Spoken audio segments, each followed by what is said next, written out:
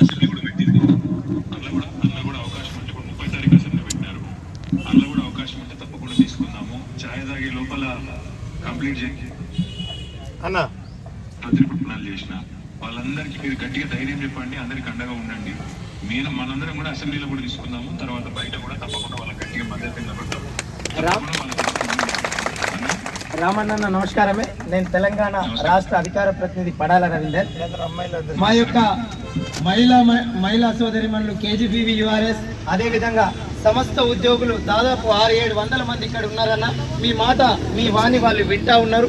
కాబట్టి మా రిక్వెస్ట్ ఏంటంటే అన్న, మీ సంపూర్ణ మద్దతు ప్రకటిస్తూనే గౌరవ మా ఉద్యమ నాయకుడు కేసీఆర్ గారికి కూడా ఒక్క నిమిషం పాటు ఒక వీడియోని మా కోసం ట్విట్టర్ వేదికగా సమగ్ర శిక్షకు న్యాయం కోసం నిలబడేట్టు మా ప్రియతమ నాయకుడిని ఒక నిమిషం ఆ ట్విట్టర్ ద్వారా మీరు గౌరవ కేసీఆర్ గారిది రిలీజ్ చేస్తారని, అలా చేయాలని మా వాళ్ళు కోరుతా ఉన్నారన్న, ఆశిస్తా ఉన్నారు.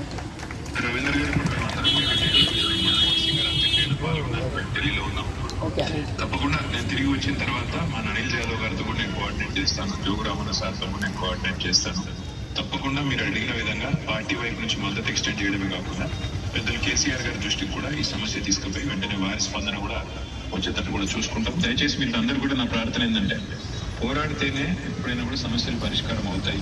మీరు అడిగేదేమి కూడా కొత్తది కాదు, మీరు అడిగేదేమి కూడా మీరు మీ అంతటా మీరుగా ఈ రోజు కొత్తగా లేవనెత్తిన సమస్య కాదు. గతంలో ఈ రోజు ముఖ్యమంత్రిగా ఉన్న రేవంత్ రెడ్డి గారు గతంలోనే ఎన్నికల ముందే మీకు వచ్చి ఇచ్చిన వాగ్దానాన్ని నిలబెట్టుకోమని మీరు కోరుతున్నారు. తప్పకుండా మీ కోరికలో న్యాయం